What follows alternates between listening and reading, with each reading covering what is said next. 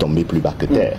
Alors, votre leader, le professeur Maurice Kamto, a lui aussi fait un discours dans lequel il affirme qu'il sera bel et bien candidat parce que sa candidature remplit toutes les conditions prévues par la Constitution. Alors, vu cette Constitution, justement, qu'est-ce qui rend sa candidature inattaquable? La Constitution est imparable en ce qui concerne par exemple l'article 15 sur la notion de la nullité du mandat impératif, oui, qui veut simplement dire que une fois qu'un citoyen est élu, peu importe le parti politique qu'il a investi, dès lors qu'il devient élu, il n'appartient plus à son parti politique. Il appartient par ricochet à l'ensemble de la nation. La question de la possibilité de la candidature du professeur Maurice Kamto est fondamentalement assise sur ce principe-là et de tout ce qui en découle. Je rappelle, dans les faits, concrètement, je rappelle que le principe fondamental, c'est la hiérarchie des normes juridiques. Nos amis du RDPC ont probablement manqué leur cours d'introduction générale au droit parce qu'ils appliquent une hiérarchie inversée de l'ordre juridique.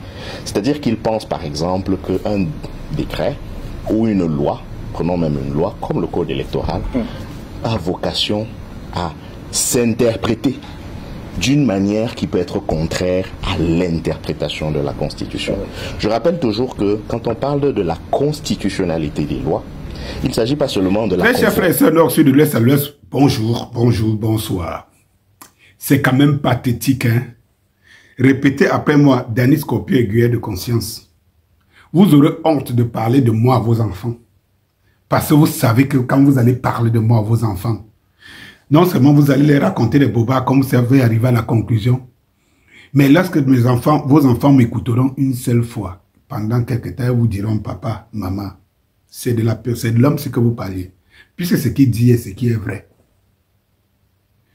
Voilà donc cet avocat qui parle, ce jeune avocat qui parle, donc il est plus capé dans le droit que celui, son maître, qu'on appelle Kamto.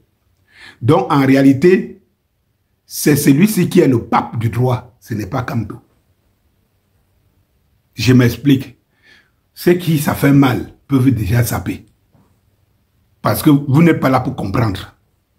Ceux que ça fait mal peuvent déjà zapper. Je ne comprends même pas pourquoi vous venez dans mes vidéos.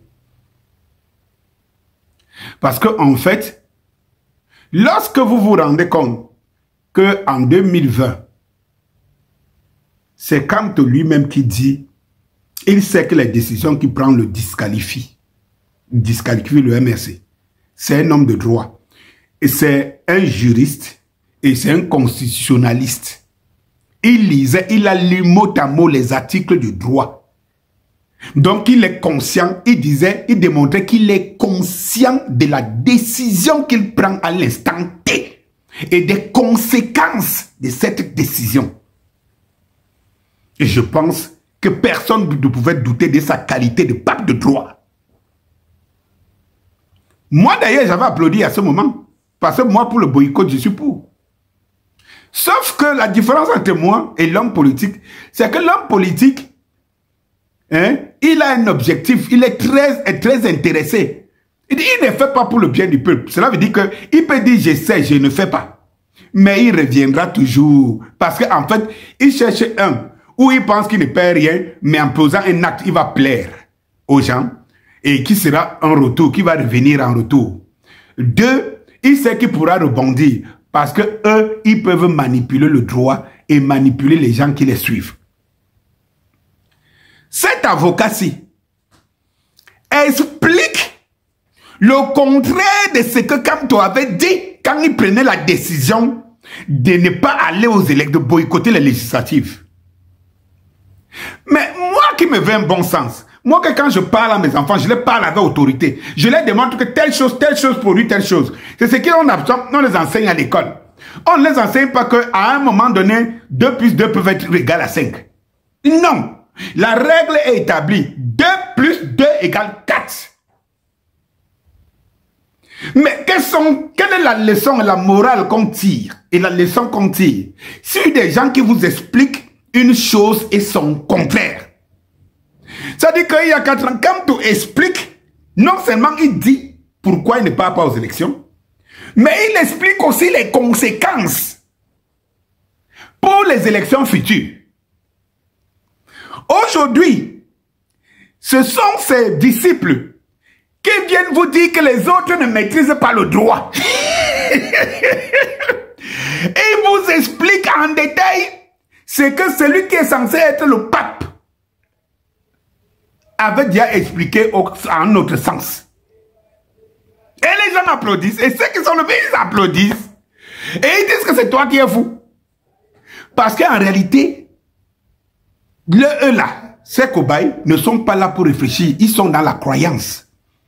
Vous savez, si tu ne veux pas provoquer un chrétien, ne commence pas à lui dire que Adam et Ève étaient nés où les premiers hommes scientifiquement sont nés en Afrique. Adam et Ève étaient nés où. Ne commence pas. Non. Il n'aura pas de réponse à te donner, mais il te dira que la Bible dit que. Voilà. Et donc, voilà donc cet homme qui nous explique et se moque des autres et estime que les autres ne savent pas interpréter le droit et l'esprit de la loi. Cela veut dire que son maître lui-même ne savait pas interpréter au moment où il disait à un autre sens. Cela veut dire qu'il désavoue la compétence de celui qu'on appelle pape du droit. Ah oui, il désavoue. Ceux qui sont en train d'expliquer aujourd'hui, le contraire de ce que Kamto avait dit hier, sont tout simplement en train de dire qu'il démontre que Kamto c'est... Moi, je savais déjà que c'est un piètre politicien, mais c'est un piètre avocat, un piètre homme de droit. C'est ce qu'ils sont en train d'expliquer. Écoutez, si moi maintenant, le père, je viens, je vous explique que telle chose est comme ça, si je prends cette décision, voilà ce qui va se passer au regard de la loi. Et que mon fils vienne demain, il explique le contraire de ce que j'ai expliqué hier. Mais cela veut dire que le fils est en train de me désavouer, est en train de démontrer que le père, papa ne connaît pas, ou bien c'est un menteur. Vrai ou faux? Là où je termine, c'est que ils sont devenus maîtres dans l'interprétation de la loi et de la constitution. La même loi et le même droit dont ils ont boycotté les élections en disant que ce droit est faux, est contre la démocratie et contre la République. Aujourd'hui, on s'appuie sur les mêmes droits, sur les mêmes lois pour expliquer une seule chose. C'est que Kamto peut aller aux élections. Mais c'est terrible. C'est... Amanoutak, tu es un enseignant. Jean Crépin Niamsi, vous êtes des enseignants.